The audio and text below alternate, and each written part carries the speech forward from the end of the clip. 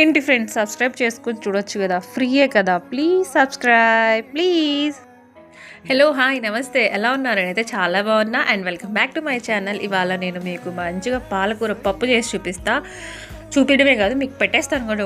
వచ్చేసేయండి మా ఇంటికి, మంచిగా వండి పెడతాను. నాకు వండడం అంటే చాలా ఇష్టం, అందుకే.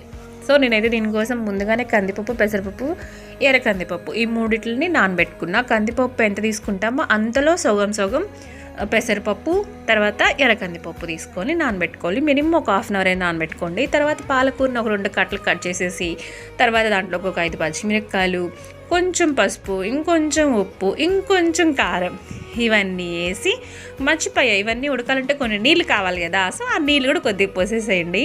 వేసేసి ఒక 5-6 విజిల్స్ అలా మోగిచ్చేసేయండి. పక్క క్వార్టర్లో ఉన్న వాళ్ళు ఏరా అని చెప్పి పరిగెయాలి, మనకి అన్ని సౌండ్లు రావాలన్నమాట విజిల్. సో అలా ఒక 5-6 విజిల్స్ పెట్టించేసి మెత్తగా ఉడికిచ్చేయండి. ఉడికిన తర్వాత దాన్ని అలా ఎనిపేసేయండి.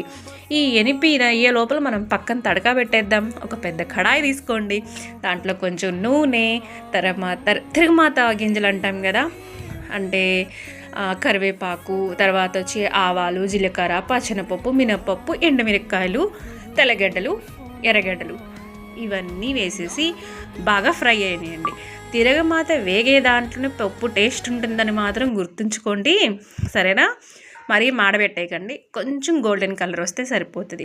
సో మనకి ఇక్కడ పులుపు కోసం మనం టమోటా వాడలేదు కాబట్టి ముందుగానే ఒక కొంచెం చింతపండుని నానబెట్టుకొని ఆ చింతపండు నీళ్ళని మనం ఈ పప్పులో కలిపేసుకుందాం. అప్పుడు మనకు పుల్లగా బాగుంటుంది అన్నమాట.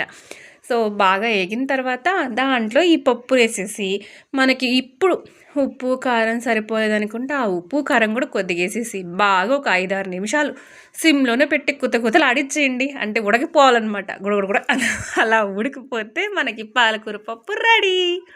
సో మీకు నా పాలకూర పప్పు ఎలా అనిపించింది అనేది నాకు కామెంట్లో చెప్పండి. ఇప్పుడు దాకా నన్ను భరించినందుకు థ్యాంక్స్ ఫర్ వాచింగ్. ఇంకా మంచి వీడియోతో మీ ముందుకు వస్తా. అంతవరకు tata, bye bye, see you.